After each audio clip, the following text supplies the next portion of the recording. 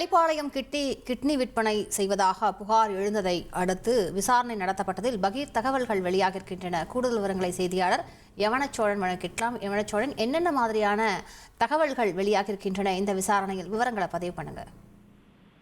வணக்கம்.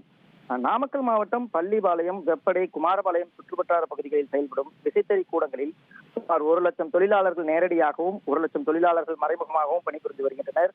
பெரும்பாலும் வறுமை நிலையில் உள்ள விசைத்தறி தொழிலாளர்களை மூளை சலவை செய்து அவர்களது சிறுநீரகங்களை விற்பனை செய்து பணம் பெற்று தருவதாக கூறி மோசடியில் ஈடுபட்ட இடைத்தரகர்கள் கடந்த 10 ஆண்டுகளுக்கு முன்னர் கைது செய்யப்பட்டனர். இதனைத் தொடர்ந்து மாவட்ட நிர்வாகம் பல்வேறு முயற்சிகள் மேற்கொண்டு கிட்னி விற்பனையை தடுத்து நிறுத்தியது.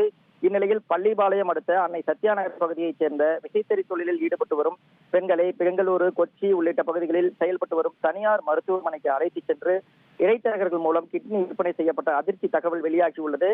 மேலும் அதே பகுதியைச் சேர்ந்த ஒரு பெண்ணை பெரம்பலூரில் உள்ள தனியார் மருத்துவமனைக்கு அழைத்துச் சென்று தங்களது வறுமையை பயன்படுத்திக் கொண்ட இடைத்தரகர்கள் மூலம் கிட்னி விற்பனை செய்தது அம்பலமாகியுள்ளது.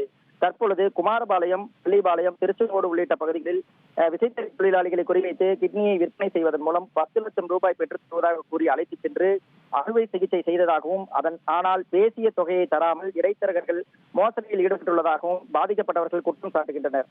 கடந்த 3 ஆண்டுகளாக இப்பகுதியில் விசைத்தறி தொழில் நலிவடைந்த நிலையில் அதனை நம்பியுள்ள விசைத்தறி தொழிலாளர்கள் குடும்ப சூழ்நிலையை சமாளிக்க கந்து வட்டி, மீட்டர் வட்டி, மைக்ரோ பைனான்ஸ் மூலம் கடன் பெற்று வேலையும் இல்லாத காரணத்தால் அதை திரும்ப செலுத்த முடியாத சூழ்நிலை நிலவி வருவதால் கடன் கொடுத்த நிறுவனங்கள் அவர்களை தொடர்ந்து துன்புறுத்தி வருவதால் வேறு வழியின்றி கிட்னியை விற்று கடனை அடைக்கும் அவல நிலையும் தற்போது இப்பகுதியில் அரங்கேறி வருகிறது.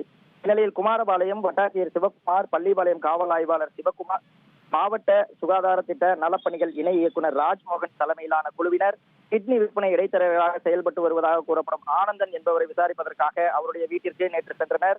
ஆனால் அப்பொழுது அவர் வீட்டில் இல்லாத நிலையில் வீடு பூட்டு போட்டு காணப்பட்டது. அவர் தலைமறைவானதை அடுத்து அக்கம் பக்கத்தில் உள்ளவர்களிடம் தொடர்ந்து அதிகாரிகள் விசாரணை மேற்கொண்டனர்.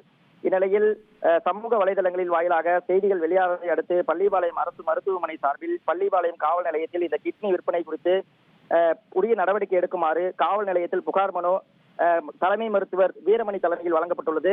இது குறித்து பள்ளிப்பாளையம் போலீசார் தொடர்ந்து விசாரணை மேற்கொண்டுள்ளனர். மேலும் இந்த சம்பவம் காரணமாக குமாரபாளையம், பள்ளிப்பாளையம் வட்டாரங்களில் பெரும் பரபரப்பு நிலவி வருகிறது.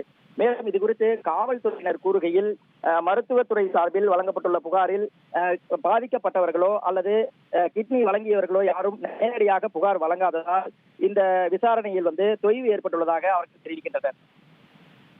விரிவான விவரங்களுக்கு நன்றி யவனச்சோழன்.